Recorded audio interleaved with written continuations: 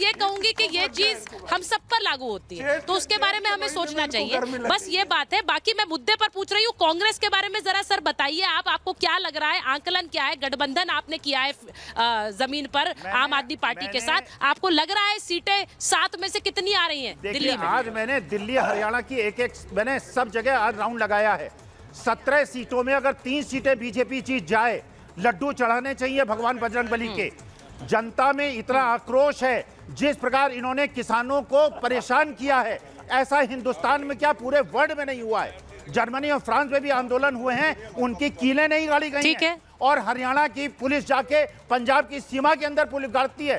13 महीने मेरे किसानों को तड़पाया गया है, 700 किसानों की शहादत हुई है, बच्चों को मेरी नौकरियां नहीं मिल रही हैं, इसलिए मैं क्रोधित हूं। और ऐसी सरकार, ये 17 में से अगर 3 सीटें इनको मिल जाएं, ये शुक्र माने। लीडर ऑपोजिशन कौन होगा, भारतीय जनता पार्टी चुन ले। आप कह रहे हैं दिल्ली में 7 में से 3 भी नहीं मिलेंगी, 7 में से 3 भी नहीं मिलेंगी। एक मिनट में जल्दी से पूछ रही हूँ, 7 में से 3 नहीं मिलेंगी, वो कह रहे हैं। मैं एक बार एक आंकलन लूंगी सर, मैम आराम से जरा जल्दी से बताइए। वो कह रहे हैं कि 7 में से 3 नहीं है, आपको क्या लग रहा है, आंकलन क्या आपका? 2 जीरो जब जुड़ते हैं आपस में तब भी जीरो ही होते हैं। अच्छा। और शेर ही रहेगा, तो इसलिए बीजेपी की 7 सीटें। हमारे मोदी जी तो शेर हैं, वो शेर है कि जिनके दहाड़ने से देश के दुश्मन, देश के अंदर छिपे दुश्मन सब भाग जाते हैं। अच्छा, देश के बाहर के दुश्मन और देश के अंदर छुपे दुश्मन।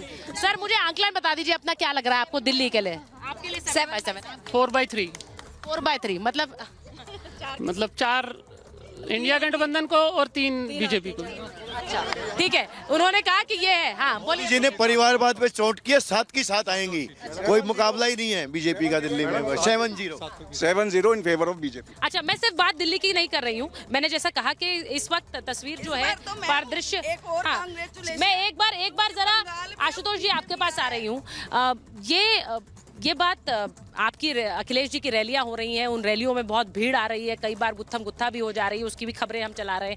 लेकिन सीधी बात यह है कि बहुत से लोगों का ये आकलन है कि अखिलेश यादव अगर अकेले चुनाव लड़ लेते तो शायद फायदे में रहते बनिस्बत कांग्रेस के साथ गठबंधन कर। मैं आज 6ठे चरण का चुनाव पूरा हो गया है, उस पर यह सवाल इसलिए पूछ रही हूँ क्योंकि 1 चरण का चुनाव बाकी है, आप लोग अभी रैलियां भी साथ में कर रहे हैं। लेकिन क्या इंटरनल आप लोगों के भी आंकलन होते हैं? गठबंधन में आप हैं, आप बोलेंगे, आप शायद ना बोलें, लेकिन क्या अखिलेश यादव यूपी में ये मत एक आता है कि वो अकेले रहते तो शायद ज्यादा फायदे में रहते?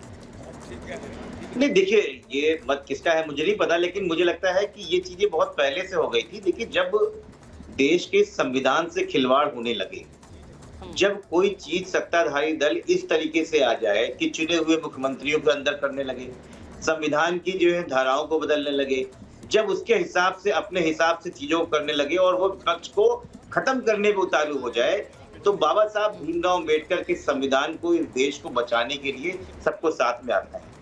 और एक बार कमोवेश यही हालात 1977 में बने थे, जब किसी ने इस देश के संविधान को खत्म होने की कोशिश की थी। तब सारी विपक्षी पार्टी, लगभग 40 विपक्षी पार्टी एक साथ जुट के उस सत्ता को वहां से हटाया था। और मैं बहुत हतप्रत हूं कि भारतीय जनता पार्टी की प्रवक्ता और भारतीय जनता पार्टी के जो सिंपैथाइजर हैं, वो सारी बातें 2014 से शुरू करते हैं। मुझे समझ में नहीं आता है कि भारतीय जनता पार्टी 1952 से चुनाव लड़ रही है, 52 हारे, 57 हारे, 62 हारे, 67 हारे, 71 हारे, 77 हारे, 80 हारे, 84 हारे, 89 हारे, 91 हारे, तब जाके 96, 98 और 99 में 3 बार जीते हुए पूर्ण बहुमत नहीं है। फिर 2004 हारे, फिर 2009 हारे, और उसके बाद जाके 2014 में पूर्ण बहुमत की सरकार आई। तो भाई साहब, इन 18 पार्लियामेंट्रीज में, लोकसभाओं में आप आज तक 5 बार जीते, 13 बार आपकी छत सही होगा और ये आंकलन करना सही होगा, क्योंकि अगर आप कांग्रेस पार्टी के बनिस्बत उन्हें देखेंगे तो क्या ये सही होगा? वो पार्टी क्या उतनी पुरानी रही जिस बीजेपी का आप चुनाव हारना गिना रहे हैं? मैं प्रेम शुक्ला जी से पूछ लेती हूँ, वो जवाब दे देंगे। प्रेम शुक्ला जी जवाब दे दीजिए। जी नहीं, आशुतोष जी का संकट ये है कि समाजवादी पार्टी मुलायम सिंह यादव के बाद ही समाजवादी का जन्म मानते हैं। श्रीमान आशुतोष जी, भारतीय जनता पार्टी तो एक बार 6 वर्ष का शासनकाल अटल जी के नेतृत्व में हुआ, 10 वर्ष का शासनकाल भारतीय जनता पार्टी ने अकेले के बूते करने की क्षमता हासिल कर ली।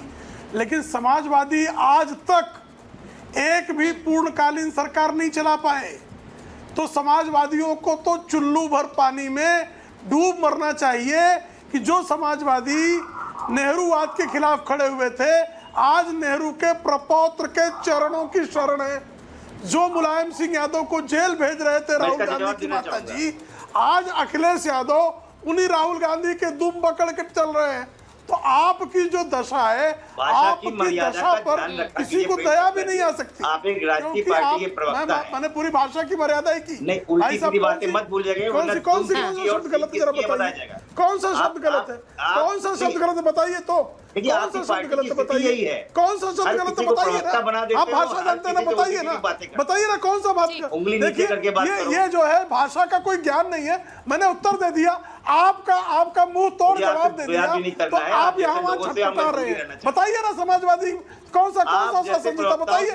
मुलायम सिंह यादव 40 सीट से अधिक कब पाए बताइए ना। आप जैसे चिरकुटों से मैं भी नहीं लगना चाहता, आप जैसे सड़क छाप चिरकुटों से मैं भी नहीं लगना चाहता जी। इसे कहते हैं दिवालियापन निकलना। आप जैसे इस तरह की भाषा नहीं मेरी। देखिए प्रेम शुक्ला जी, मैं बस उम्मीद कर रही हूँ समाजवादी पार्टी के लुक्कों से मैं क्या बात करूं। मैं समाजवादी पार्टी के तलीबारों से क्या बात करूं। समाजवादी भाषा का संयम बहुत जरूरी होता है। इस तरह की भाषा नहीं, व्यक्तिगत टिप्पणियां नहीं सर। मैं बस एक बार जनता से पूछ रही हूँ क्योंकि आज छठा चरण पूरा हो गया है, बहुत जरूरी है क्योंकि जिसकी सरकार बननी है वो बन चुकी है, ऐसा हम उम्मीद कर रहे हैं। ऐसा आप लोग भी सोच रहे होंगे कि जिसकी सरकार बननी थी वो बन चुकी है। बस ये बताइए कि 4 जून की तस्वीर क्या होगी, जरा ये बता दीजिए। जो 4 जून की तस्वीर है वो बिल्कुल स्पष्ट है कि अब की बार 400 पार का जो नारा है वो बिल्कुल सत्य होने जा रहा है। और मोदी जी और भाजपा जो है वो उनके नेतृत्व में ठीक 4 जून की तस्वीर बिल्कुल 400 पार होगी बीजेपी। और मैं एक क्वेश्चन जो आपके गेस्ट बैठे हुए नहीं सर, मेरे पास समय बिल्कुल नहीं है, मैं इसलिए हम ये 400 पार जो है हमारे लिए है, बीजेपी तो 275 में भी सरकार बना सकती है। 400 पार जो हम चाहते हैं मोदी सरकार से, उन कामों के लिए 400 पार चाहिए। मोदी जी का नारा बिल्कुल सच होगा, 400 को पार जाएगा। ठीक है। स्टूडियो में बैठे हुए राजनीतिक एक विश्लेषक हैं, उनको जरूर ये मैसेज जाना चाहिए कि 400 पार हो चुका है आशुतोष जी को। ठीक है, मैं बस ये कहना चाहती हूँ कि आप सबने आज वोटिंग की है, 7वें चरण का वोटिंग बची है। जिन लोगों ने अभी तक वोट नहीं किया उन्हें जाना चाहिए 7वें चरण की वोटिंग के लिए भी, क्योंकि आप अपनी सरकार खुद चुनते हैं। तो सरकार खुद चुनिए, क्योंकि उसके बाद दोषारोपण नहीं चलेगा। आज आपके पास समय है अपनी सरकार को तय करने का। बहुत बहुत धन्यवाद आप सबका महाभारत में जुड़ने के लिए, बहुत बहुत धन्यवाद।